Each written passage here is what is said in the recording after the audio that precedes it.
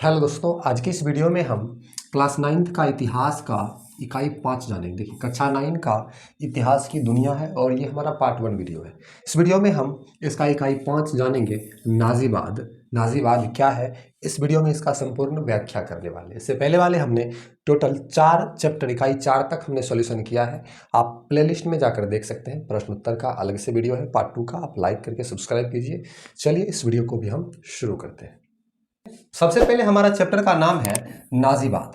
हम इस नाजीवाद के बारे में जानते हैं। देखिए, यूरोप में 2 महायुद्धों के बीच महत्वपूर्ण राजनीतिक परिवर्तन आए। अब यूरोप में 2 महायुद्ध हुआ और उसके बाद जो है राजनीतिक परिवर्तन आए, जिनमें सबसे विनाशकारी परिवर्तन तानाशाहों का उत्कर्ष था। अब सबसे विनाशकारी परिवर्तन क्या था कि जो तानाशाह थे, जो खुद अपनी मनमानी करते थे, उनका उत्कर्ष था। इटली में बेनिटो मुसोलिनी के नेतृत्व में फासीवाद तथा एडोल्फ हिटलर के नेतृत्व में जर्मनी में नाजीवाद का उत्कर्ष, ऐसे ही 2 उदाहरण हैं। अब देखिए, इटली में बेनिटो मुसोलिनी, उसके बाद हिटलर का फासीवाद में जो है, तथा एडोल्फ हिटलर के नेतृत्व में जर्मनी में नाजीवाद का उत्कर्ष उदय था। नाजीवाद एक आक्रामक विचारधारा थी। नाजीवाद क्या, एक विचारधारा, वो भी आक्रामक। आक्रामक मतलब क्या, किसी को मार देना या मर जाना, इस प्रकार की विचारधारा, उग्र विचारधारा, जिसमें राष्ट्र की सर्वोपरिता को सबसे महत्वपूर्ण माना गया है। मतलब इसमें जो है नाजीवाद में क्या माना गया है कि हमारा राष्ट्र ही हमारे लिए सब कुछ है, यही हमारे लिए सर्वोपरि है, और इसके विरुद्ध, इसके खिलाफ, इसके लिए अगर कोई हमें कुछ करने से रोक रहा है तो उसको नाश कर दो, नष्ट कर दो। व्यक्तिगत स्वतंत्रता को राज्य हित के आगे त्यागने और अर्थव्यवस्था पर राज्य के पूर्ण नियंत्रण की बात कही गई एवं जर्मनी के विरुद्ध हुए अन्याय का बदला लेने और जर्मनी के सम्मान और गौरव को पुनर्स्थापित करने के उपाय किए गए। अब देखिए, इसमें क्या कहा गया कि व्यक्तिगत स्वतंत्रता, समझ गए, व्यक्तिगत स्वतंत्रता को राज्य के हित के आगे त्यागने की बात कही। मतलब कि अपना स्वतंत्रता त्यागो, इसमें राज्य के हित की बात करो, राष्ट्र के हित की। और अर्थव्यवस्था पर राज्य के पूर्ण नियंत्रण की बात कही गई कि जो अर्थव्यवस्था है उस समय जर्मनी की जो थी, तो उस अर्थव्यवस्था पर राज्य का पूरा कंट्रोल, नियंत्रण रहना चाहिए। एवं जर्मनी के विरुद्ध जो अन्याय हुआ था, उस पर जो लाद दिया गया था प्रथम विश्व युद्ध के बाद, जो कर्ज का बोझ, उसका बदला लेने और जर्मनी के सम्मान और गौरव को फिर से स्थापित करने की बात नाजीवाद विचारधारा वाले लोगों ने की। हिटलर के उत्कर्ष और उसके नेतृत्व में नात्सी क्रांति के मुख्य कारण निम्नलिखित है। अब देखिए, हिटलर का उत्कर्ष और उसके नेतृत्व में जो नात्सी क्रांति हुए थे, उसका निम्नलिखित कारण है। अब कारण क्या है वो हम लोग जानते हैं। चलिए,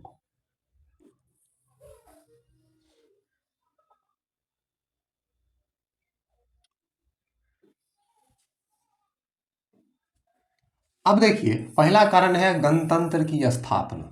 पहला कारण क्या है, गणतंत्र की स्थापना। देखिए, प्रथम विश्व युद्ध 1914 से 18 में जर्मनी की पराजय से उत्पन्न अनियंत्रित स्थिति को संभालने में शासक केसर विलियम द्वितीय असमर्थ था।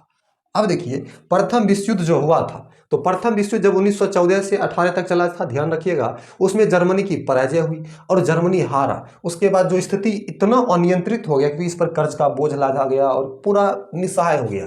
तो उस समय वहां का शासक केसर विलियम द्वितीय, वो असमर्थ थे, उसको संभालने में असक्षम थे। ठीक है, अतः प्रतिकूल स्थिति पाकर उन्होंने त्यागपत्र दे दिया और 10 नवंबर 1918 ईस्वी को हॉलैंड भाग गया।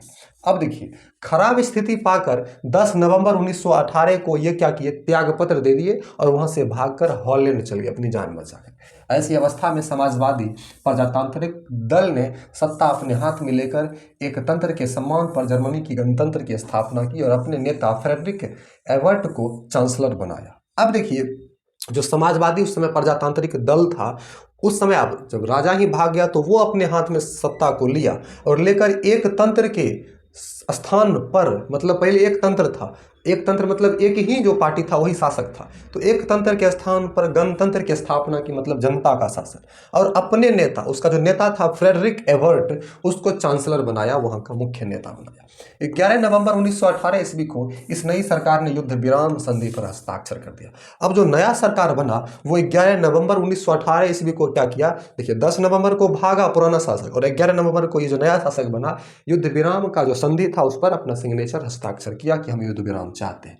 इसके बाद संविधान सभा का चुनाव हुआ तथा इसकी प्रथम बैठक 5 फरवरी 1919 को वाइमर नामक स्थान पर हुई, इसलिए यह संविधान वाइमर संविधान या वाइमर गणतंत्र के नाम से प्रसिद्ध हुआ। देखिए डेफिनेशन यहीं से आता है, क्या बोला जा रहा है कि संविधान सभा का गठन हुआ, चुनाव हुआ और इसकी प्रथम बैठक संविधान जर्मनी में जो है फ्रांस में संविधान सभा का प्रथम बैठक 5 फरवरी 1919 ईस्वी को हुई और किस जगह पर, वाइमर नामक स्थान पर हुई, इसीलिए इसे वाइमर संविधान या वाइमर गणतंत्र के नाम से जाना जाता है। ठीक है, यह संविधान 10 अगस्त 1919 ईस्वी को लागू हुआ और इस संविधान जो है 10 अगस्त जो उस समय संविधान बना वो 10 अगस्त 1919 ईस्वी को स्थापित लागू किया गया। वाइमर संविधान के अनुसार जर्मनी में संघीय शासन व्यवस्था की स्थापना की गई तथा राष्ट्रपति को आपातकालीन शक्तियां प्रदान की गई। संघीय शासन व्यवस्था मतलब क्या, अलग अलग पार्टी मिलकर उस प्रकार की शासन व्यवस्था और उस समय जो राष्ट्रपति थे उसको आपातकालीन शक्तियां दी गई कि वो फैसला ले सकते हैं। देखिए यहाँ पर देख लीजिए, ये जो बना हुआ है इसमें आपको इम्पोर्टेंट पॉइंट दिया हुआ, जर्मनी की तत्कालिक स्थिति, गणतंत्र की स्थापना, दूसरा था वर्साई की अपमानजनक संधि, आर्थिक संकट, क्षतिपूर्ति की कठोर शर्तें, उसके बाद साम्यवाद का बढ़ता खतरा। ये सारा इंपॉर्टेंट पॉइंट।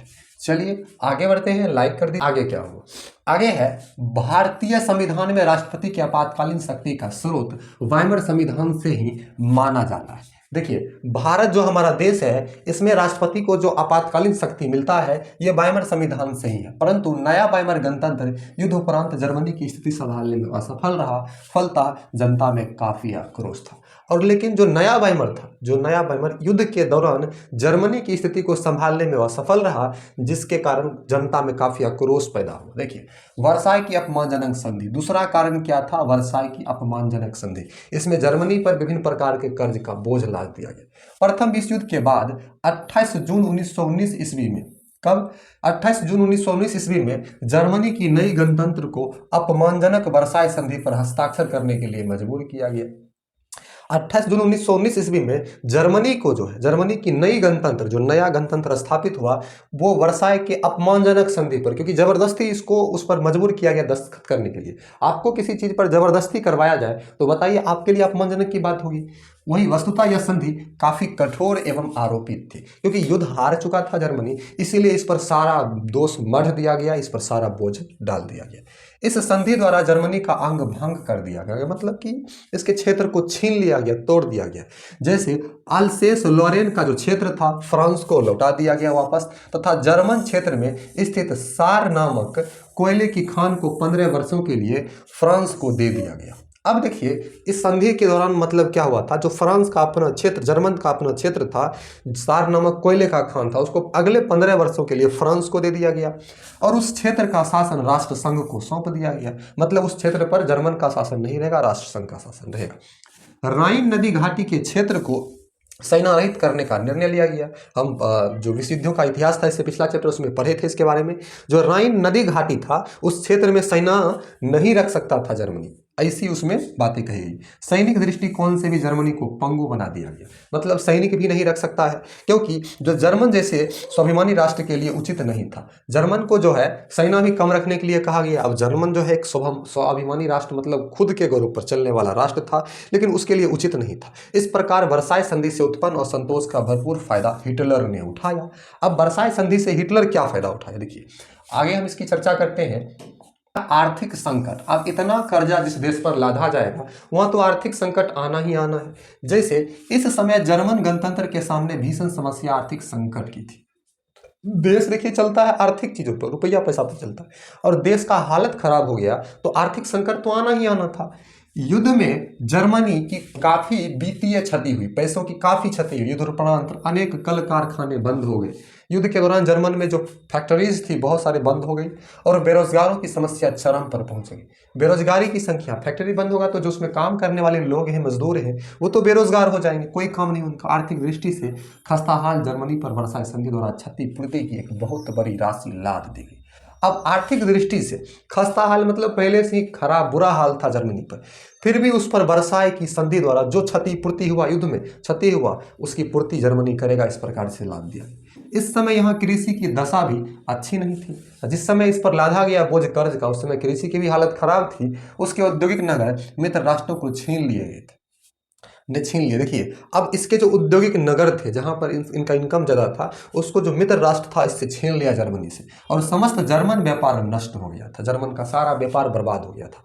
अतः सारा जर्मनी में अव्यवस्था एवं असंतोष का वातावरण मौजूद था, क्योंकि ये सारा चीज़ जब होगा तो बताइए लोग बेरोजगार होंगे, लोग को कष्ट होगा, आम जनता को परेशानी होगी, सरकार कोई फायदा नहीं दे पाएगा, जिससे लोग में असंतोष बढ़ेगा। वही हुआ जिसने हिटलर के उदय की पृष्ठभूमि का निर्माण किया। अब इसी प्रकार से आप हमारे अपने भारत देश का कहानी ले लीजिए कि लगातार कांग्रेस की सत्ता थी, और उसके बाद जब प्रधानमंत्री नरेंद्र मोदी आए तो उनका नारा क्या था कि वो जो है 10 लाख जो है सभी को 15 लाख देने का वादा किए थे, काला धन लाने की बात किए थे, पेट्रोल डीजल को कम भाव करने की बात किए थे, सब चीज़ में तो लोगों को लगा कि ये सरकार जो है बेहतर होगा, और अच्छी खासी सीट से उनकी विजय हुई, वो जीत गए। तो वही होता है जो समस्या होती है, हिटलर को ये समस्या दिखाई पड़ा और इसको मुद्दा बनाया, जैसे मोदी जी बनाए थे। अभी वर्तमान में वो काम से हटकर बिना काम की चीज़ों को मुद्दा बनाते हैं। चलिए आगे बढ़ते हैं। आगे देखिए क्या हो। अगला कारण था क्षतिपूर्ति की कठोर शर्तें। अब क्षतिपूर्ति की कठोर शर्तें क्या थी, क्योंकि जो राशि इस पर लादा गया था वो तो इनको देना ही था। पहला, प्रथम विश्व युद्ध के बाद क्षतिपूर्ति के रूप में जर्मनी से वसूल किए जाने वाली राशि 6 अरब 10 करोड़ पौंड निश्चित की गई थी। मतलब जर्मन पर कितने कर्जा लादा गया था? 6 अरब 10 करोड़ पौंड। परंतु इतनी बड़ी राशि का भुगतान करना जर्मनी के लिए असंभव था, बहुत बड़ा ज्यादा कर्ज था।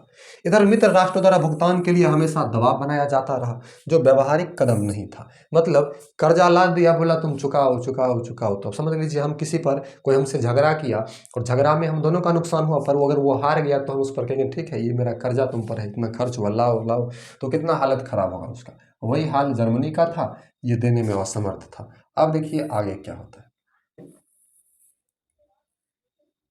देखिए आगे था साम्यवाद का बढ़ता संकट। अब साम्यवाद का संकट बढ़ रहा था, मतलब कि 1917 की रूसी क्रांति का प्रभाव जर्मन पर भी पड़ा। रूसी क्रांति कब हुआ? 1917। उसका प्रभाव जर्मनी पर भी पड़ा। यहाँ भी साम्यवादी संगठनों का निर्माण हुआ। देखिए देश में कोई भी समस्या हो, कोई ना कोई चीजें बनती रहती है, बिगड़ती रहती है, ठीक है। आप लोग वीडियो को लाइक कर दीजिए। साम्यवादियों ने वाइमर गणतंत्र को उखाड़ने एवं सर्वहारा वर्ग का अधिनायकवाद लाने का प्रयास किया। अब देखिए ये जो साम्यवादी लोग थे ये क्या बोले कि वाइमर गणतंत्र जो है, जो इस पर जो कर्ज लादा गया, इसका बेइज्जती किया गया, ये एक्सेप्ट कर लिया, इसीलिए वाइमर गणतंत्र को खत्म किया जाए। सर्वहारा वर्ग मतलब सभी वर्ग का शासन क्या हो, अधिनायकवाद मतलब शासक लाने का प्रयास किया था। जर्मनी का उद्योगपति, पूंजीपति एवं जमींदार वर्ग काफी भयभीत हो गया। अब जो है उस समय सर्वहारा वर्ग का बात हुआ तो जर्मनी के जो उद्योगपति थे, पूंजीपति थे, जमींदार थे, जो काफी अमीर लोग होते थे, उनको डर लगा कि हमारा संपत्ति छिन जाएगा। इस प्रकार हिटलर ने साम्यवाद विरोधी नारा देकर समाज के धनी वर्गों की सहानुभूति भी अपने पक्ष में कर लिया। अब देखिए, अब साम्यवादी लोग क्या बोला कि आएगा कौन सा? सर्वहारा वर्ग का शासन आएगा। हिटलर उसके विरोध में, किसके? साम्यवादी के विरोध में नारा दे करके अमीर लोगों का भी सहानुभूति ले लिया अपने पास। अतः कहा जा सकता है कि प्रथम विश्व युद्ध के बाद जर्मनी की तत्कालिक स्थिति काफी दयनीय थी। मतलब उस समय जर्मनी की स्थिति काफी दयनीय, मतलब पूरा खराब स्थिति था। चारों ओर निराशा एवं अराजकता का वातावरण था। निराशा मतलब लोग निराश थे, जगह जगह पर अराजकता फैल रही थी, काफी खराब स्थिति थी। जर्मन जनता वैकल्पिक नेतृत्व के बारे में सोच ही रही थी कि उसे हिटलर जैसा तेजस्वी नेता मिला, जिसकी आवाज में जादू था और जिसके करिश्माई व्यक्तित्व में चुंबकीय आकर्षण तो था ही। देखिए उस समय जर्मन जनता सोच रहा था कि उसको कोई वैकल्पिक तौर पर नया नेता मिले, नेतृत्व मिले, जो इस देश की स्थिति को सुधार सके, और उस समय हिटलर मिला उनको। हिटलर जो है उस समय तेजस्वी नेता, मतलब कि आवाज इस प्रकार से भाषण देता था कि लोग उसके तरफ चुंबक की तरह आकर्षण होते थे, जिस प्रकार से अभी भारत में मोदी जी करते हैं। एकदम बिना मुद्दा का भी किसी भी चीज़ पर एकदम इतना बोलते हैं कि लोग उनको सिर्फ सुनने के लिए जाते हैं। तो सोच लीजिए कितनी उनका यहाँ पर हिटलर की तरह उनका था आकर्षण, बोलने की शक्ति उनमें थी। हम हिटलर से उनकी तुलना नहीं कर रहे हैं, बस हम बता रहे हैं जैसे कि भारत में भी ऐसे व्यवस्था है, आप देखिएगा तो आपको पता चलेगा। जर्मन जनता से उसने खुशहाली का वादा किया तथा राष्ट्र के गौरव की पुनर्स्थापना का वचन दिया। बिल्कुल देखिए मोदी से मिलता है। जर्मन जनता से उसने खुशहाली का वादा किया कि मतलब हम खुशहाली लाएंगे, तथा राष्ट्र के गौरव जो उसके देश का पहले जो इज्जत प्रतिष्ठा था वो फिर से स्थापित करने का वचन दिया। जिस प्रकार से मोदी जी बोले थे कि हम जो भारत की जनता है उसके घर में खुशहाली लाएंगे, हर गरीब को ये देंगे वो देंगे। अभी 80 करोड़ लोग को अनाज देकर और भुखमरी, मतलब तरह से समझ सकते हैं कि भारत में गरीबी की क्या हालत है। तो वही हाल है, सब चीज़ महंगाई बढ़ा दी।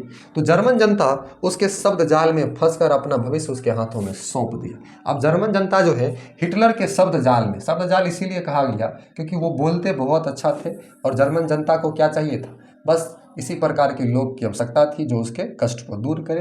बेचारे अपने भविष्य उसके हाथ में सौंप दिया। इस प्रकार हिटलर की उदय की पृष्ठभूमि का निर्माण हुआ। अब विभिन्न प्रकार की समस्या था ही, ये देखिए हिटलर का फोटो, तो विभिन्न प्रकार की समस्या तो था ही, लेकिन उस समस्या को उजागर हिटलर महोदय ने किया। अब ये उस समस्या को उजागर किया, इनका भाषण इतना स्ट्रांग होता था, इतना मजबूत होता था कि लोग इनकी आवाज़ के जादू से एकदम छिन्न भिन्न होकर इनके पास चले आते थे। अब हिटलर एवं उसके कार्य, हिटलर कौन था, इसका क्या कार्य था, सारा हम जानने वाले हैं। देखिए, एडोल्फ हिटलर का जन्म 20 अप्रैल 1889 ईस्वी को ऑस्ट्रिया के ब्रोना नामक शहर में एक साधारण परिवार में हुआ था। अब हिटलर का जन्म कब हुआ था? 20 अप्रैल 1889 में ऑस्ट्रेलिया के ब्रोना नामक शहर में एक साधारण गरीब परिवार में, मतलब साधारण था। उसका लालन पालन सही तरह से नहीं हो सका, मतलब बचपन उनका बहुत गरीबी में गुजरा। बचपन में ही हुआ चित्रकार बनना चाहता था, बन जाता तो द्वितीय विश्व नहीं होता। चित्रकार बनना चाहता था परंतु उसकी इच्छा पूरी नहीं हो सकी। अब गरीब परिवार में तो होता ही है, आपकी जो इच्छा है लगभग पूरी होने की चांसेस कम जाती है। अंततः उसने सेना में नौकरी कर ली, सैनिक बन गई, सेना में नौकरी। प्रथम विश्व युद्ध 1914 से 18 जो चला था में वह जर्मनी की तरफ से लड़ रहा था। प्रथम विश्व युद्ध में जर्मनी की तरफ से हिटलर युद्ध कर रहा था, बेचारा बच गया, बताइए। और युद्ध में अभूतपूर्व वीरता के लिए उसे आयरन क्रॉस प्राप्त हुआ। जैसे भारत में मिलता है ना, वहीं उसमें उस देश में भी आयरन क्रॉस इनको वीरता के लिए प्राप्त हुआ। बहुत युद्ध में बहादुरी के साथ लड़े, परंतु जर्मन द्वारा विराम संधि पर हस्ताक्षर करने से उसे भारी निराशा हुई। लेकिन युद्ध विराम की स्थिति जो जर्मन सरकार जो है युद्ध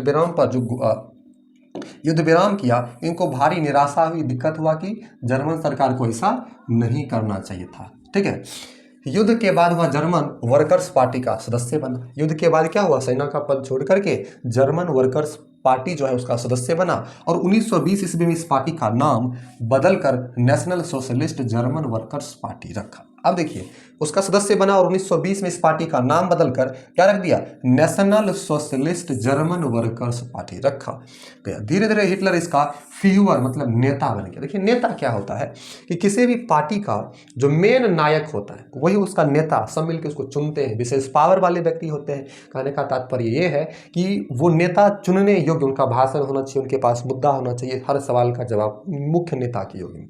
जैसे बिहार में देख लीजिए जनता दल यूनाइटेड जेडीयू, तो जेडीयू का नेता कौन है, नीतीश कुमार है। उसी प्रकार से आरजेडी राजद का देख लीजिए लालू प्रसाद यादव, अभी उनके बाद तेजस्वी यादव संभाले, उनका छोटा बेटा नहीं संभाला क्योंकि उनके पास उतना काबिलियत नहीं। चलिए आगे बढ़ते हैं। आगे हमारा देख लीजिए क्या है, ध्यान दीजिएगा, बिल्कुल स्टोरी की तरह आपको समझाएंगे। देखिए, हिटलर ने अपने चारों तरफ रुडोल्फ और गोबल्स जैसे हंगामा करने वालों को इकट्ठा किया, जिसकी नीति थी अफवाह को इतना फैला दो कि वह सत्य प्रतीत होने लगे।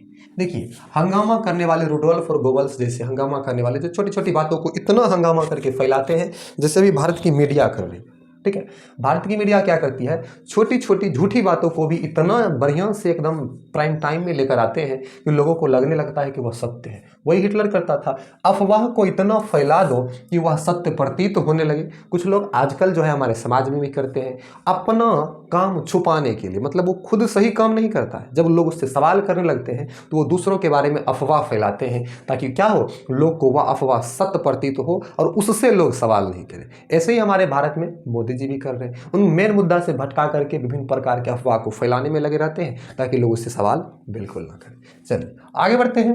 प्रथम विश्व युद्ध के बाद संधि के तहत जर्मन प्रदेश रूर पर फ्रांस का कब्जा हो गया। अब देखिए, प्रथम विश्व युद्ध के बाद जो संधि हुआ था, संधि के तहत जर्मन का जो प्रदेश था रूर प्रदेश, उस पर किसका कब्जा हुआ, फ्रांस का। ऑब्जेक्टिव में पूछा जाता है। जर्मन प्रदेश रूर औद्योगिक रूप से काफी संपन्न था, मतलब खूब वहां पर फैक्ट्रीज थी, जैसे अभी भारत का मुंबई जो है। अतः जर्मन वासियों ने फ्रांसीसी आधिपत्य का विरोध किया। अब उस शहर में जो जर्मन वासी रह रहे थे वह फ्रांसीसी आधिपत्य मतलब शासक का विरोध किया। हिटलर मौके के तलाश में था, हिटलर भी वहां के लोगों को अपनी तरफ करना चाहता था, तो मौके की तलाश में था एवं उसने जन आक्रोश का लाभ उठाकर लुडेनड्रॉफ के साथ मिलकर 1923 ईस्वी में वाइमर गणतंत्र के खिलाफ विद्रोह कर दिया। अब देखिए वो क्या किया हिटलर कि हिटलर जो है लुडेनड्रॉर्फ के साथ मिलकर 1923 में वाइमर गणतंत्र जो स्थापित किया गया था उसके खिलाफ विद्रोह कर दिया, उसको मानने के लिए तैयार नहीं हो, मतलब आंदोलन हो। परंतु विद्रोह असफल हुआ एवं हिटलर को बंदी बना लिया गया, मतलब जेल में ही हिटलर ने अपनी प्रसिद्ध आत्मकथा मीन कैंप की रचना की। अब देखिए हिटलर को बंदी बना लिया गया, जेल में हिटलर चले गए। अब यहाँ से हिटलर देखिए अपनी आत्मकथा, हिटलर की आत्मकथा क्या है, मीन कैंप, इसकी रचना हिटलर कहाँ की, जेल में की। इंपॉर्टेंट पॉइंट है आगे, जिसमें उसने भावी कार्यक्रम की रूपरेखा प्रस्तुत की। आने वाले जो कार्यक्रम है किस प्रकार से वे आगे बढ़ेंगे, अपनी पार्टी को बढ़ाएंगे, देश के लिए काम करेंगे, उसकी रूपरेखा प्रस्तुत की। 1924 ईस्वी के अंत में उसे रिहा कर दिया। 1924 ईस्वी के अंत में लास्ट में उसे छोड़ दिया गया, रिहा कर दिया गया। रिहा होकर उसने अपने दल को नए सिरे से संगठित किया, मतलब नया तरीका से इकट्ठा किया। आर्यों की पवित्रता के सूचक स्वास्तिक को प्रतीक के रूप में ग्रहण किया तथा सैनिक ढंग से पार्टी को संगठित किया। अब देखिए हिटलर की जो पार्टी थी उसका प्रतीक चिन्ह क्या था, स्वास्तिक चिन्ह था। स्वास्तिक चिन्ह आपको बता दें, स्वास्तिक चिन्ह किस प्रकार से होता है। स्वास्तिक चिन्ह जो होता है इस प्रकार से ऐसे रहता है, इस प्रकार से रहता है। हम यहाँ पर टिक लगा देंगे, आप देख लीजिएगा। चलिए, स्वास्तिक जो होता है प्रतीक के रूप में ग्रहण किया और सैनिक ढंग से, क्योंकि हिटलर सैनिक भी रह चुके थे, तो सैनिक ढंग से पार्टी को संगठित किया। हालांकि नाजी पार्टी के बढ़ते प्रभाव को रोकने के लिए स्ट्रेसमान के नेतृत्व में गणतंत्रवादियों ने कई कार्यक्रम शुरू किए। अब नाजी पार्टी को रोकने के लिए जो वहाँ का स्टेट्समैन थे, मतलब वर्तमान नेतृत्व जो थे, वो गणतंत्रवादी बात कह करके उसको रोकने का बहुत प्रयास किए। ठीक है, जैसे अभी भारत में हो रहा है, विभिन्न प्रकार के पार्टीज जो है सत्ता में जो है उस पार्टी का विरोध करने के लिए, उसे रोकने के लिए, संविधान के खिलाफ काम जो करता है उसको रोकने के लिए लोगों के बीच चीज़ें बताता है, लेकिन उनको रोका जाता है। आगे देखिए, 1925 ईस्वी के लोकार्नो समझौते ने जर्मनी को वैश्विक समुदाय में सम्मानजनक स्थान प्रदान किया। अब 1925 में जो लोकार्नो समझौता हुआ, 1925 में लोकार्नो समझौता कब हुआ, 1925 में जर्मनी को वैश्विक समुदाय में, विश्व के समुदाय में जो विश्व में सम्मान होता है, इनको सम्मानजनक स्थान मिला। जर्मनी को राष्ट्र संघ की सदस्यता मिल गई, जर्मनी भी राष्ट्र संघ का सदस्य बन गया। बताइए 1924 ईस्वी में जर्मनी के निम्न सदन, ठीक है, राइखस्टैग, जर्मनी का निम्न सदन कौन सा था, राइखस्टैग। हाँ, राइखस्टैग के चुनाव में नाजी पार्टी को 32 स्थान मिले थे। अब उस समय जो है जर्मनी के निम्न सदन जो थे, नए सदन राइखस्टैग, उसके चुनाव में नाजी पार्टी को 32वां स्थान मिला। वहीं 1928 के चुनाव में घटकर 12 हो गया। 1928 के चुनाव में घटा, 24 में मिला था 32, लेकिन 28 में 4 साल बाद क्या हुआ, घटकर 12 हो गया। इस प्रकार नाजी पार्टी में हिटलर का प्रभाव जर्मनी में कम होने लगा। अब हिटलर में नाजी पार्टी का प्रभाव देखिए, आप इस हिटलर से सीखिए, भले व्यक्ति कैसा भी हो। यहाँ पर देखिए शुरुआत में सैनिक थे, सैनिक से पार्टी को ज्वाइन किए, पार्टी का नेता बन गया, जेल भी गया। अब कैसी कैसी निम्न स्तरों से, निम्न चीज़ों से, समस्याओं से जूझते रहे, और आज हम लोग हिटलर को जानते हैं जो भी है। अब आगे देखिए उनके साथ क्या क्या हुआ। परंतु हिटलर ने हिम्मत नहीं हारा। इसी समय 1929 ईस्वी में प्रारंभ हुए विश्व आर्थिक मंदी तो हिटलर के लिए नवजीवन का संदेश लेकर आया। अब वही बोले, जब अत्यधिक समस्या आए तो समझ लीजिए कि सफलता नजदीक है। तो जब हिटलर का वोट कम गया वहां पर, उसी समय 1929 में प्रारंभ हुए विश्व आर्थिक मंदी। विश्व आर्थिक मंदी कब प्रारंभ हुआ, 1929 में। हिटलर के लिए नया जीवन का संचार लेकर आया। विश्व आर्थिक मंदी से सर्वाधिक प्रभावित हुआ जर्मनी, क्योंकि उसकी आर्थिक हालत तो खस्ता था। अब वाइमर गणतंत्र से जर्मन जनता का विश्वास उठने लगा। हालत देश का इतना खराब हुआ कि जो वाइमर गणतंत्र था उससे जर्मन जनता का विश्वास ही खत्म होने लगा, उठने लगा। ठीक है, हिटलर ने इस परिस्थिति का भरपूर लाभ उठाया और वाइमर गणतंत्र, वर्साय संधि एवं यहूदियों के खिलाफ आग उगलना आरंभ कर दिया। अब देखिए, इस समय का फायदा हिटलर उठाया और वाइमर गणतंत्र के खिलाफ, वर्साय की अपमानजनक संधि के खिलाफ और यहूदियों के खिलाफ आग उगलना, मतलब उसकी बुराई करना, उसको अपने भाषण में लेना शुरू कर दिया तथा उन्हें जर्मन की वर्तमान दुर्दशा के लिए जिम्मेवार ठहराया। और जर्मनी का जो वर्तमान उस समय की दुर्दशा थी, खराब दशा थी, उसके लिए इन्हीं तीनों को क्या जिम्मेवार ठहराया कि इन्हीं की वजह से ऐसा हुआ। ठीक है, उसने मध्य वर्ग और बेकार नौजवान जो बेरोजगार थे को अपना प्रबल समर्थक बना दिया। जो बेरोजगार नौजवान थे वो हिटलर का समर्थक बन गए तथा साम्यवाद का हौवा खड़ा कर बड़े बड़े उद्योगपतियों को भी अपना समर्थक बना लिया। मतलब साम्यवाद से डरा डरा करके जो बड़े बड़े उद्योगपति थे उसको भी अपना समर्थक हिटलर ने बनाया। अब नाजी पार्टी की शक्ति में दिन दुना रात चौगुना वृद्धि होने लगी। अब अमीर लोग और नॉर्मल जो जनता है उसमें जो बेरोजगार युवा थे वो सारे हिटलर के साथ मिल गए। नाजी पार्टी की शक्ति बढ़ गई। 1930 ईस्वी के चुनाव में उसे 107 सीटें मिली तथा 1932 के चुनाव में 230 सीटें प्राप्त की, परंतु उसे सरकार बनाने का मौका नहीं मिला। देखिए अब क्या हुआ, पहले तो सीट कम ज़्यादा हुआ, लेकिन 1930 के चुनाव में हिटलर को 107 सीटें मिली तथा 1932 के चुनाव में, ठीक है, 1932 ईस्वी के चुनाव में 200 सीटें प्राप्त हुई, परंतु सरकार बनाने का मौका उन्हें नहीं मिला। अब ये क्यों नहीं हुआ इसके बारे में भी हम जानते हैं, चलिए।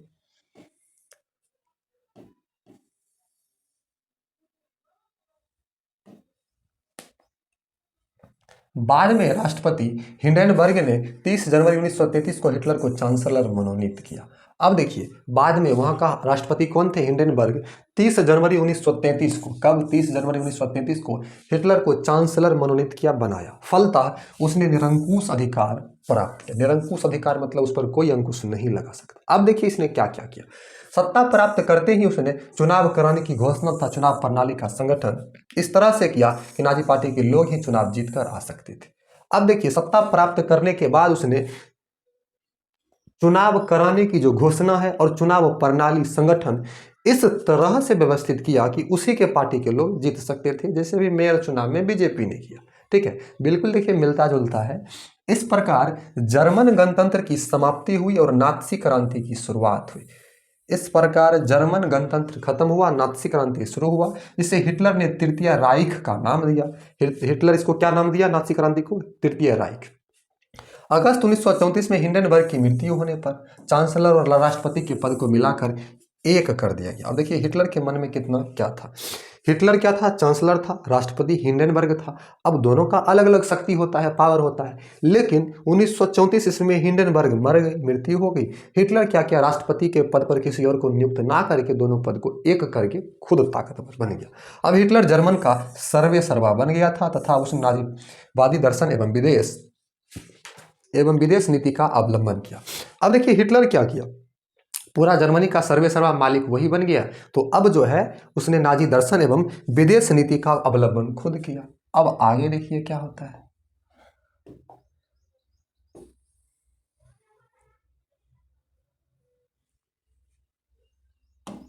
देखिए ये है नाजी पार्टी का प्रतीक चिन्ह, इसका नाम है स्वास्तिक। ठीक है, ध्यान रखिएगा, स्वास्तिक नाजी पार्टी का प्रतीक चिन्ह। आगे बढ़ते हैं। नीति का अवलंबन किया जिसके कारण पूरे विश्व में तनाव के वातावरण का निर्माण हुआ तथा द्वितीय विश्व युद्ध नजदीक दिखाई पड़ने लगा। अब ये खुद विदेश नीति का अवलंबन किया तो पूरे विश्व में तनाव का वातावरण एक दूसरे के प्रति आया और द्वितीय विश्व युद्ध जो है दिखाई पड़ने लगा कि फिर से लगता है विश्व युद्ध होगा। अब नाजीवादी दर्शन क्या है इसको समझते। देखिए नाजीवादी में उदारवाद एवं लोकतंत्र का कट्टर विरोध की अवधारणा है। नाजीवाद में जो भी लोग थे उसमें उदारवाद भी नहीं था, कोई एकदम दयालु व्यक्ति नहीं थे। लोकतंत्र जनता का शासक का कट्टर विरोधी था। अब जनता के शासन में देखिए क्या होता है, हर चीज़ सोच कर किया जाता है, इसका प्रभाव जनता पर क्या पड़ेगा और फिर अगले चुनाव में हम जीतेंगे या सत्ता में आएंगे या नहीं। तो लोकतंत्र को ही खत्म करने के बाद केवल यही शासक बनेगा तो मनमानी करेगा, ये इनके दिमाग में था। अतः हिटलर ने सत्ता प्राप्त करते ही प्रेस तथा वाक अभिव्यक्ति की स्वतंत्रता पर प्रतिबंध लगा दिया, जैसे अभी भारत में हो रहा है, मीडिया को ही खरीद लिया गया। तो हिटलर जो है क्या किया, सत्ता प्राप्त करते ही प्रेस जो मीडिया होता है, प्रेस वार्ता और वाक अभिव्यक्ति बोलने की आज़ादी, इन दोनों पर प्रतिबंध बैन कर दिया एवं विरोधी दलों का सफाया कर दिया। जो विरोधी दल थे उसको विभिन्न प्रकार से कानून लगाकर जेल में डाल दिया या मरवा दिया, विभिन्न प्रकार की जैसे भी भारत में हो रही है। उसने शिक्षण संस्थाओं तथा जनसंचार पर भी प्रतिबंध लागू कर दिया। अब जो शिक्षण संस्थान थे उस पर भी प्रतिबंध, जनसंचार पर भी प्रतिबंध। इस प्रकार जर्मनी में लोकतांत्रिक आवाज़ को दफन करने का प्रयास हुआ जो राष्ट्र के लिए घातक सिद्ध हुआ। अब जर्मनी में लोकतांत्रिक आवाज़ को दबाना शुरू किया, जनता का आवाज़। अब देखिए धीरे धीरे पावर में आया, लोग विरोध नहीं करता था जिसके कारण इसका मन बढ़ते गया, अपना मनमानी करना हुआ। कुल मिलाकर जो इसका मन होता था वही करता था। अब आगे देखिए, आगे बढ़ते हैं, जो देश के लिए बिल्कुल घातक सिद्ध हुआ। और दूसरा कारण, यह दर्शन अंतर्राष्ट्रीय समाजवाद का भी प्रबल विरोधी है। ये जो नाजी दर्शन है, नाजीवाद, ये जो है अंतर्राष्ट्रीय समाजवाद का प्रबल विरोधी मतलब विरोध करता था। हिटलर ने भी समाजवाद के विरुद्ध आवाज बुलंद किया तथा जर्मन पूंजीपतियों को अपनी ओर मिला लिया। अब हिटलर क्या किया, समाजवाद के विरुद्ध आवाज स्ट्रांग मजबूत बुलंद किया और जो जर्मन पूंजीपति थे, अमीर लोग थे, उसको अपने तरफ मिला लिया। हिटलर के इस कार्य को इंग्लैंड एवं फ्रांस की ओर से भी अप्रत्यक्ष समर्थन मिला। हिटलर को इस कार्य का इंग्लैंड और फ्रांस की ओर से अप्रत्यक्ष मतलब बोला नहीं, लेकिन उसका भी समर्थन मिला, जिसके कारण उसका मनोबल बढ़ता गया। समझिए, हम आपको समझाते हैं ये किस प्रकार से। जैसे मान लीजिए कि आपके पिताजी हैं या आपकी मम्मी है या आपका बड़े बड़े भाई है, आप उसके सामने कोई नशा का चीज़ मान लीजिए खैनी आप खा रहे हैं या गुटखा खा रहे हैं, उसके सामने खाए और वो कुछ नहीं बोले, ना आपको मारे, ना डांटे, ना बड़ाई किए, तो एक तरह से अप्रत्यक्ष रूप से आपको क्या कर रहे हैं, उत्साहित प्रोत्साहित कर, आपका मन बढ़ेगा, अगला दिन आप उसकी कीजिएगा। वही हिटलर भी करता था। हिटलर को जब इंग्लैंड और फ्रांस जब समर्थन मतलब कुछ बोला नहीं विरोध में, तो समर्थन नहीं मिला, उसका मन बढ़ गया। अंततः पूरा विश्व एक भयंकर युद्ध के नजदीक अपने को खड़ा पाया। अब यही सब युद्ध का कारण था। देखिए, तीसरा, नाजीवाद दर्शन में सर्वसत्तावादी राज्य की संकल्पना है। मतलब सर्वसत्तावादी राज्य जो खूब सत्ता में हो, अर्थात इसके अनुसार राज्य के भीतर ही सब कुछ है, राज्य के बाहर में विरुद्ध कुछ नहीं। राज्य के भीतर ही सब कुछ है, बाहर और इसके विरुद्ध में कुछ नहीं है। देखिए, चौथा, यह दर्शन उग्र राष्ट्रवाद पर बल देता। उग्र राष्ट्रवाद जैसे मोदी जी करते हैं, ठीक है। उग्र राष्ट्रवाद का मतलब कि किसी के प्रति किसी को भड़का दिए, विशेष समुदाय के प्रति, विशेष लोग के प्रति जो हमारा बात को नहीं मानता है, तो उसके खिलाफ विभिन्न प्रकार की चीज़ें पुलिस के पास जाए बिना करना खुद से। हिटलर ने सत्ता प्राप्त करते ही उग्र राष्ट्रवाद पर बल दिया, मतलब लोगों को उग्र बनाना शुरू किया। क्योंकि जर्मनी में प्रारंभ से ही उग्र राष्ट्रवाद एवं सैनिक तत्व की परंपरा रही है। जर्मनी में शुरू से ही उग्र राष्ट्रवाद रहा और सैनिक तत्व जो है सैनिक परंपरा रहा। अतः मतलब देखिए, अब आपके देश पर बहुत सारा कर्जा लाद दिया। जैसे हमारा देश है, हरदम पाकिस्तान के खिलाफ, पाकिस्तान के खिलाफ, पाकिस्तान के खिलाफ, हर लोग को पूछेगा पाकिस्तान को गाली देते रहता, मीडिया से लेकर नेता से लेकर आम लोग तक। तो हम पहले भड़के हुए हैं, और कल को उसके खिलाफ युद्ध हो तो हमको कोई भड़काएगा, हम तो पहले भड़के हुए हैं। तो वही है।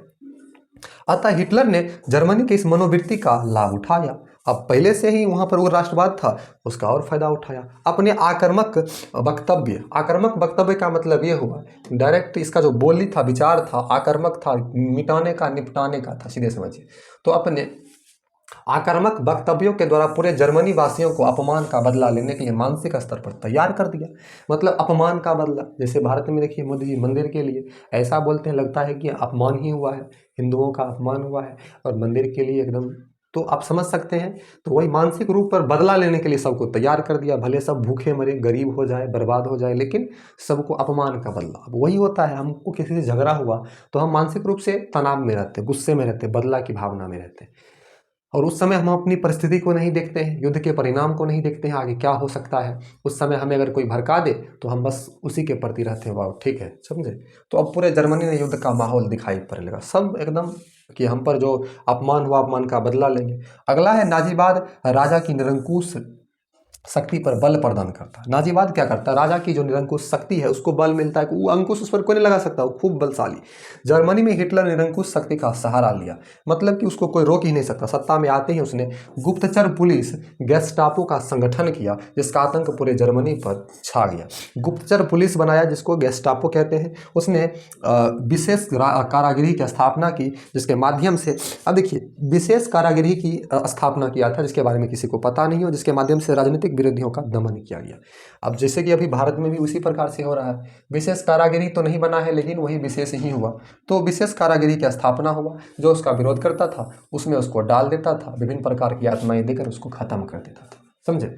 उसी प्रकार हिटलर ने किया। अब देखिए, राजनीतिक विरोधियों का दमन किया गया। अब राइखस्टैग की इमारतें में हिटलर ने खुद आग लगवाई।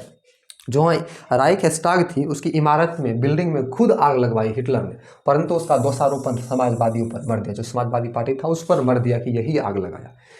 समझ गए, अपने से काम किया लेकिन नाम किसी और का लगा दिया। इस प्रकार उनका राजनीतिक जीवन समाप्त कर दिया। अब जनता के बीच फैल गया कि ये समाजवादी क्या है, देश विरोधी है, तो जनता के बीच जो है उनका नाम खराब हो गया।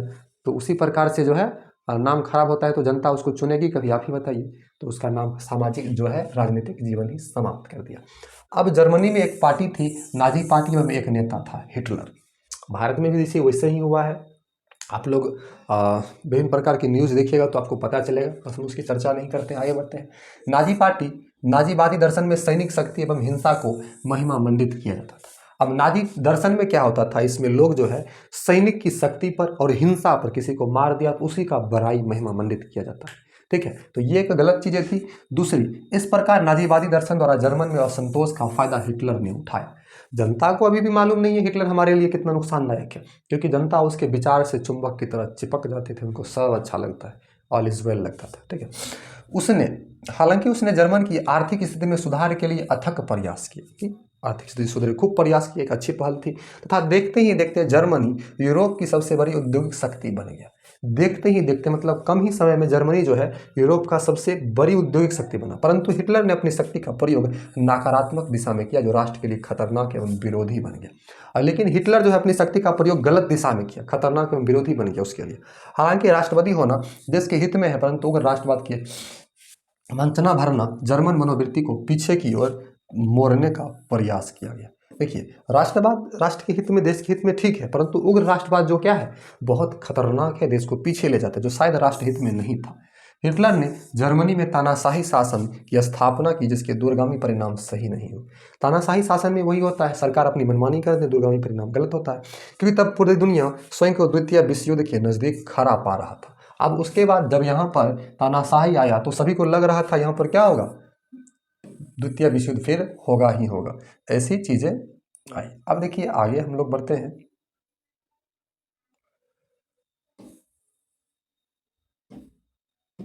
देखिए, नाजीवाद का प्रभाव। अब नाजीवाद का प्रभाव को समझते हैं, नाजीवाद का प्रभाव क्या क्या है, बस थोड़ा सा और बचा हुआ है। देखिए, यूरोप के अन्य देशों में स्वतंत्रता विरोधी भावनाओं को प्रोत्साहन मिला।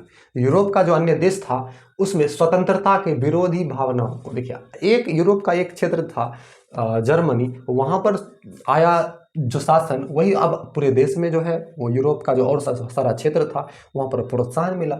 विश्व में शांति विरोधी वातावरण का निर्माण हुआ तथा राष्ट्रसंघ द्वारा प्रतिपादित सामूहिक सुरक्षा के सिद्धांत की को आघात पहुंचा।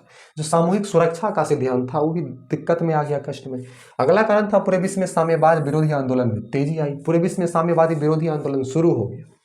यूरोप में तुष्टीकरण की नीति का प्रचलन हुआ। तुष्टीकरण की नीति ये हुआ, जिसे आपको पता है, जैसे कि आप महाभारत में चले जाइए, जब दुर्योधन को पता चलता है कि कर्ण जो है पांडव का ही भाई है, उससे वादा करवा लेता है कि अपने वचन से मुकरेगा नहीं, जीवन भर हमारा साथ देगा। अंत में वो लड़ता भी है। तो यही होता है तुष्टीकरण, अपना काम करवाने के लिए लोगों का फायदा उठाना गलत तरीके से। द्वितीय विश्व युद्ध जो 1939 से 45 की शुरुआत हुई, 1939 से 45 तक चला था, उसकी शुरुआत हुई थी इसी के कारण। अब हिटलर की विदेश नीति क्या था उसको हम लोग समझते हैं। देखिए, प्रथम विश्व युद्ध उपरांत पराजित जर्मनी पर मित्र राष्ट्रों द्वारा वर्साई संधि की अपमानजनक लाद दी गई थी। वर्साई संधि की अपमानजनक लाद दी गई थी, मतलब युद्ध के बाद जर्मनी हारा था, तो जो मित्र राष्ट्र थे जर्मनी पर वर्साई की संधि लादकर उसका अपमान किया था। सैनिक एवं आर्थिक रूप से जर्मनी को पंगु बना दिया था। पंगु मतलब कि हालत इतना खराब कर दिया था जर्मनी का। अब देखिए, पूरे जर्मनी, ठीक है, पूरे जर्मनी में वाइमर गणतंत्र एवं मित्र राष्ट्र के खिलाफ बदले की भावना प्रज्वलित हुई, अब हो रही थी। अब वाइमर गणतंत्र उस समय लागू हुआ जब जर्मनी हारा था प्रथम विश्व युद्ध, तो पूरे जर्मनी में जो है वाइमर गणतंत्र के खिलाफ और मित्र राष्ट्र ही लादा था, तो उसके खिलाफ जो है बदला की भावना, हम लोग भी बदला लेंगे, बदला की भावना फैली थी। अतः हिटलर ने इस परिस्थिति का भरपूर फायदा उठाया एवं बड़ी सावधानी से विदेश नीति का अवलंबन किया। उसकी विदेश नीति के मूल सिद्धांत थे। अब विदेश नीति वो क्या बनाया, देखिए, जैसे भारत में विदेश मंत्री बैठे रहते हैं, मोदी जी ही विदेश भ्रमण करते हैं, तो यहाँ की स्थिति तो ऐसी है। देखिए, उस समय क्या होता, वर्साई संधि को भंग करना, मतलब जो वर्साई की संधि था उसको हम नहीं मानेंगे, भंग किया जाए। सारी जर्मनी जाति को एक सूत्र में संगठित किया, जर्मनी में जितना भी जाति है सभी को एक बना दिया। जर्मनी साम्राज्य का विस्तार करना, जर्मनी को और बड़ा बनाना ताकि शक्तिशाली बने। साम्यवाद के प्रसार को रोकना, साम्यवाद नहीं होना चाहिए। इन सिद्धांतों की प्राप्ति के लिए उसने निम्नलिखित कदम उठाए। पहला, राष्ट्र संघ से पृथक होना। पृथक मतलब अलग होना, समझिए, राष्ट्र संघ से पृथक होना मतलब अलग होना। अब कैसे, तो उसको हम लोग देखते हैं। देखिए,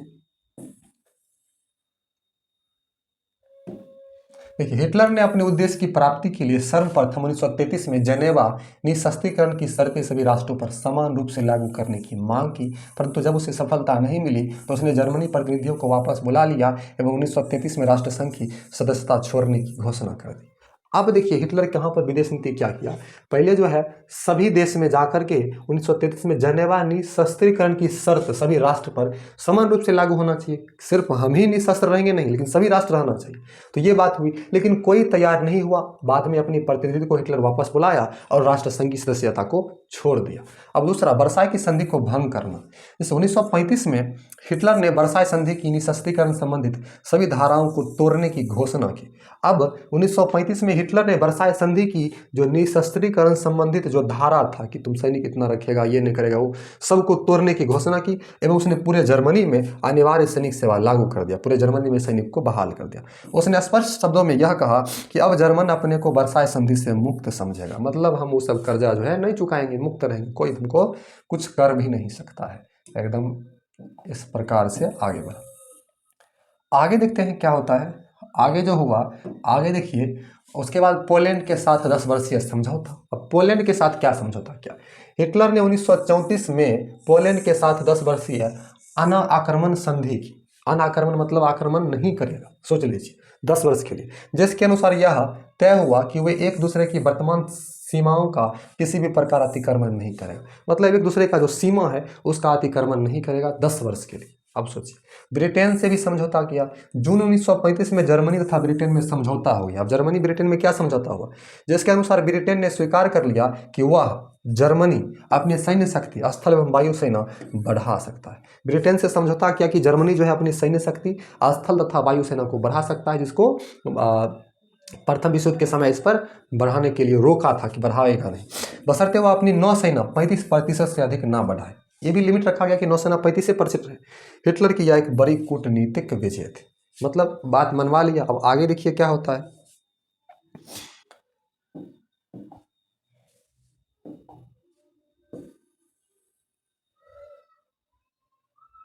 अब देखिए ये जो चित्र आपको दिख रहा है, हिटलर के समय ये जो जर्मनी दिख रहा है, हिटलर के समय का ये जर्मनी है। हिटलर के समय जर्मनी ऐसी थी। आप आराम से देखिए इसको, आगे देखिए क्या होता है। देखिए अब रोम बर्लिन धुरी, ये क्या है, तो हिटलर की आक्रामक नीति ने जर्मनी को अंतर्राष्ट्रीय बिरादरी से अलग कर दिया।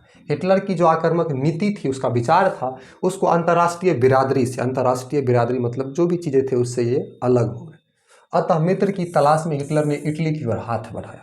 अब हिटलर इटली की ओर दोस्त के रूप में हाथ बढ़ाया और इस प्रकार रोम बर्लिन धुरी का निर्माण हुआ। मतलब इन दोनों मित्रों ने स्पेन के सैनिक शासक जनरल फ्रेको की भी मदद पहुंचाई। अब ये दोनों मित्र बन गए, हिटलर, इटली और जर्मनी। अब ये दोनों जो है ये दोनों क्या किए, मित्र स्पेन जो है, स्पेन के सैनिक शासक जो थे जनरल फ्रैंको, उसकी भी मदद की। अब उसके बाद है कम्युनिस्ट विरोधी समझौता, कॉमिंट्रन विरोधी समझौता। देखिए साम्यवादी खतरा से बचने के लिए जर्मनी, इटली एवं जापान के बीच कॉमिंट्रन विरोधी समझौता 1936 में संपन्न हुआ। अब साम्यवादी खतरा से बचने के लिए क्या किया, जर्मनी, इटली एवं जापान के बीच कॉमिंट्रन विरोधी समझौता 1936 ईस्वी में संपन्न हुआ, जो कालांतर में धुरी राष्ट्र के नाम से प्रसिद्ध हुआ। मित्र राष्ट्र, ये धुरी राष्ट्र हो गया। कौन कौन देश इसमें, जर्मनी, इटली एवं जापान। ठीक है, देखिए ऑस्ट्रिया एवं चेकोस्लोवाकिया का विलयन, मतलब ऑस्ट्रिया और चेकोस्लोवाकिया को मिला दिया गया, विलयन किया गया। जर्मन भाषा भाषी को एक सूत्र में बांधना भी हिटलर की विदेश नीति का लक्ष्य था। जो जर्मन में अलग अलग भाषा बोलते हैं उन सबको एक सूत्र में बांधना। अतः वो ऑस्ट्रिया को अपने साम्राज्य में मिलाना चाहता था, ऑस्ट्रिया को भी अपने साम्राज्य में मिलाना चाहता था। कौन, हिटलर। आगे देखते हैं उसकी नीति और क्या थी। बस थोड़ा सा और बचा हुआ है, आप लोग ध्यान दीजिए। वीडियो को लाइक नहीं किए तो लाइक कर दीजिए। चलिए देखते हैं। देखिए प्रारंभ में इटली ने विरोध किया, परंतु अंततः ऑस्ट्रिया को जर्मनी साम्राज्य में मिला लिया गया। फलतः हिटलर का मनोबल काफी बढ़ा। अब शुरू में जो है इटली विरोध किया, लेकिन बाद में ऑस्ट्रिया को जर्मन साम्राज्य में मिला लिया गया। इससे हिटलर का मनोबल बढ़ा कि हमारा कोई विरोध किया ही नहीं। चेकोस्लोवाकिया के सुडेटलैंड में जर्मन जाति के लोग रहते थे। अब चेकोस्लोवाकिया में क्या होता था, सुडेटलैंड में जर्मनी के जाति के लोग रहते थे। अतः हिटलर ने चेक सरकार से सुडेटलैंड की मांग की। वहाँ की जो सरकार थी उससे कहा सुडेटलैंड हमें दे दीजिए, जिसे उसने अस्वीकार कर दिया, नहीं माना। फलतः इंग्लैंड, फ्रांस एवं इटली के अनुरोध पर 1938 के म्यूनिक सम्मेलन में सुडेटलैंड जर्मनी को दे दिया गया। बाद में इंग्लैंड, फ्रांस और इटली अनुरोध किया और 1938 मतलब रिक्वेस्ट किया 1938 में म्यूनिख सम्मेलन में। म्यूनिख सम्मेलन कब हुआ? 1938 में। म्यूनिख सम्मेलन में सुडेटलैंड जर्मनी को मिल गया, लेकिन हिटलर तो पूरे चेक गणराज्य को हस्तगत करना चाहता था, पूरे गणराज्य को लेना चाहता था।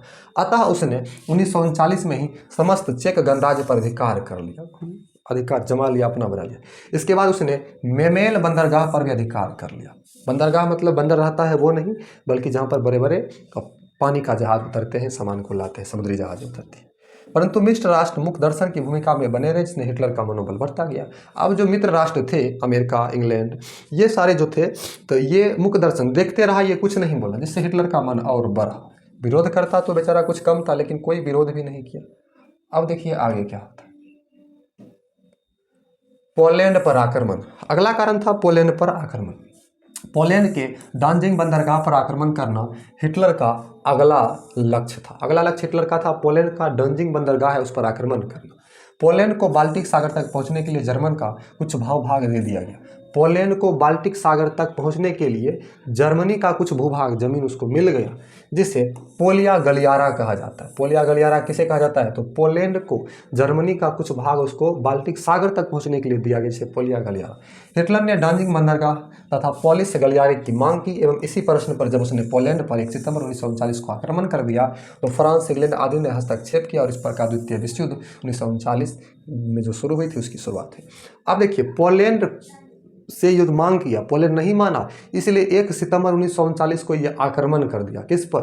पोलैंड पर। इसके बाद फ्रांस, इंग्लैंड जो देश था, ये सब हस्तक्षेप किया, रोका उसको, और इस प्रकार द्वितीय विश्व युद्ध शुरू हुआ। एक के दस सब नहीं भराए कहाँ की। अब देखिए, इस युद्ध में हिटलर का तंत्र लड़खड़ा गया था। मतलब लड़खड़ाने का मतलब ये हुआ कि सारा देश मिलकर इस पर लड़ गया। तथा प्रारंभ की आशातीत सफलता के बाद मित्र देशों की शक्ति के सामने जर्मनी पराजित हो गया।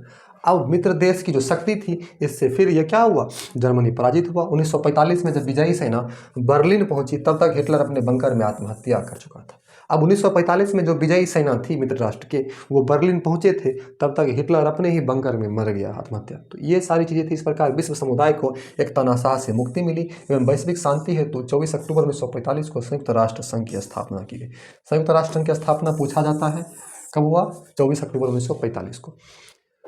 तो इस प्रकार से ये वीडियो खत्म होता है। आप लोगों ने देखा किस प्रकार तानाशाह को उसका परिणाम मिलता है। ये कुछ तालिका दिया गया है, इसमें है वर्ष एवं सदस्य संख्या। नाजी पार्टी 1924 में 32 गो संख्या था, 1928 में 12 गो हो गया, 1930 में 107, 1932 में 230।